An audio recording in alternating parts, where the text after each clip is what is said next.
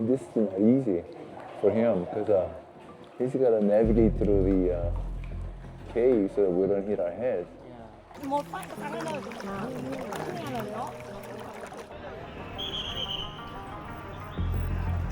The next morning, I walked out toward the Trang An ecotourism complex.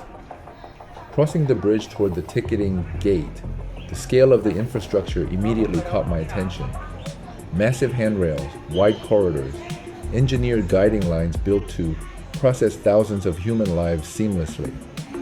It looked exactly like the multinational operating environments I spent 25 years managing. Large, highly structured, predictable machinery. When you reach the docks, you are faced with a choice of 3 distinct robo-courses. The ticket agent told me course 3 was the premium route, the most popular, the most visually striking. But picking the premium route introduced an immediate bottleneck. Other lines were moving faster. I could have jumped onto an immediate boat just to feel like I was making progress. Instead, I stepped back, let the immediate crowds pass, and waited. I needed the front seat of the boat to capture unblocked, clean visual assets for this channel. If a second act strategy consultant were to onboard you today, this is the exact moment they would analyze. In your first act, you are conditioned to believe that speed and immediate execution equal success. When you leave the corporate matrix, your panic tells you to launch a website, register an LLC, and start running immediately just to outrun the anxiety of standing still. But a second act isn't a promotion. It's a corporate spin-off. And if you rush the spin-off just to feel busy, you compromise the asset. I waited 45 minutes until the right group converged, and only then did we push off into the green water. Let's take this off the river and put it directly on your desk. I want you to look closely at your own current transition strategy right now.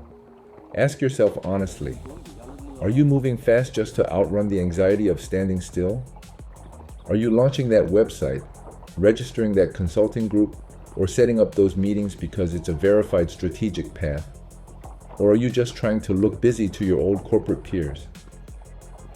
If you rush your second act just to avoid the discomfort of a temporary pause, you're going to compromise your long-term market value. Stop running. Let the immediate noise pass. Wait for the path that actually matters.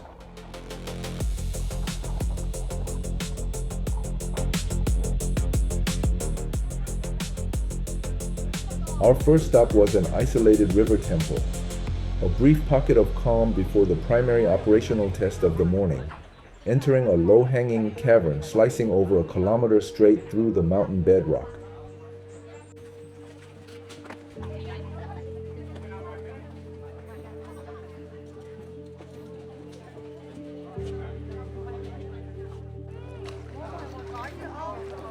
Stepping back into the wooden boat, the physical reality of the terrain hit me.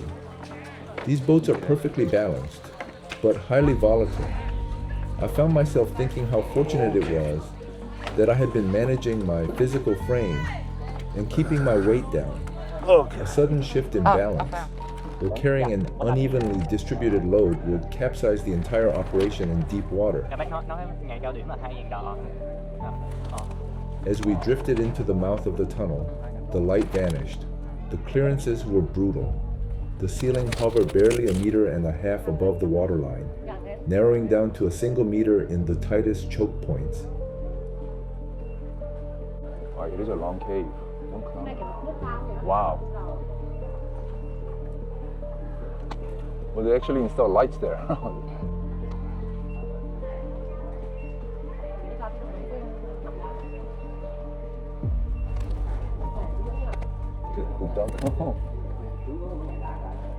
To survive the passage without striking our heads against the jagged rock, we had to flatten our posture completely against the hull. I can tell you from direct experience, this cave is exactly what the first 6 months of a second act feel like. In phase 1 of an elite transition program, a consultant forces you through what we call an asset deconstruction audit. So we don't hit our heads. They strip away your title, your corporate logo, your administrative support, and they ask you, once the machinery of your past enterprise is gone, what is your actual, unfakeable capability to generate value from scratch. He's done this many times. I had to face that audit myself right here on this channel. I went from directing regional operations to sitting in a foreign hostel room in Nien Binh, fighting with file transfers, troubleshooting voice generation, and dealing with recurring back spasms, wondering why my body couldn't keep up with my ambition anymore. It is a claustrophobic, humbling process. The corporate system provided us with the aesthetic of authority, but not the raw operational substance of an independent operator. This is where most senior executives fail, and it is a brutal diagnostic question you have to answer right now. What legacy corporate overhead are you still carrying into your new venture that risks capsizing you? I'm not just talking about money. I'm talking about your ego. I'm talking about your habit of wanting to delegate execution instead of doing the heavy lifting yourself. Are you actually agile enough to flatten your posture, shed the authority of your past title, and lean all the way back when the terrain gets tight? Because if you try to bring the heavy, bloated expectations of a vice president into the lean clearances of a new launch, your boat will capsize before you ever see the light.